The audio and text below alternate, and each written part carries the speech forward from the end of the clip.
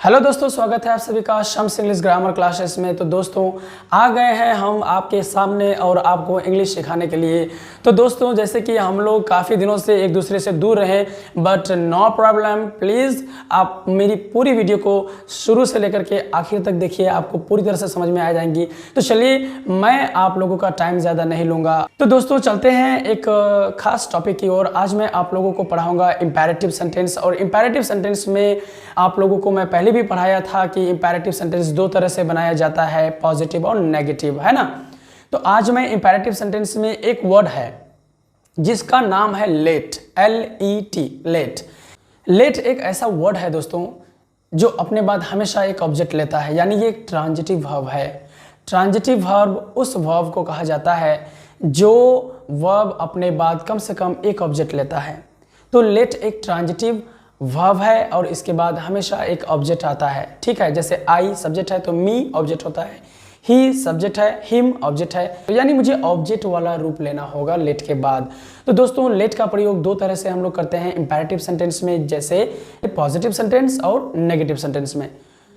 Positive sentence का जो rule होता है वो कुछ इस प्रकार होते हैं, जैसे late plus object plus verb one, ये पॉजिटिव सेंटेंस का रूल है। चलिए कुछ एग्जांपल्स पहले देख लेते हैं इस पर आधारित, ठीक है।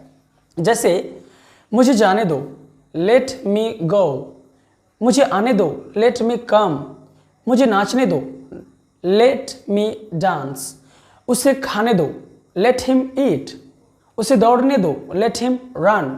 अगर आप ध्यान से देखेंगे तो लेट के बाद हर सेंटेंस में ऑब्जेक्ट वाला रूप आया है, उसके बाद आप भी वन को दिए हैं, यानी वर्ब का पहला रूप, गो, ईट, डांस एटसेट्रा, है ना। तो ये हो गया आपका पॉजिटिव सेंटेंस जो कुछ इस प्रकार बने। अब हम लोग देखेंगे कि नेगेटिव सेंटेंस लेट लगा करके कैसे बनाते हैं। चलिए तो देखते हैं कुछ एग्जांपल्स को। उसके पहले मैं आप लोगों को रूल बता देता हूँ। सबसे पहले आपको डोंट लगाना होगा, यानी डू और नोट का कॉन्ट्रैक्टेड फॉर्म। डू नोट को मिला करके डोंट बनाया जाता है और ये कॉन्ट्रैक्टेड फॉर्म कहलाता है, ठीक है। तो सबसे पहले हमें कॉन्ट्रैक्टेड फॉर्म का यूज करना है। Don't plus late plus object plus verb one, don't plus late plus object plus verb one, ठीक है। तो चलिए कुछ एग्जांपल्स देख लेते हैं, सेंटेंसेस बनाते हैं। जैसे उसे मत आने दो, हम मना कर रहे हैं कि यानी कि उसे मत आने दो, तो बोलेंगे डोंट लेट हिम कम।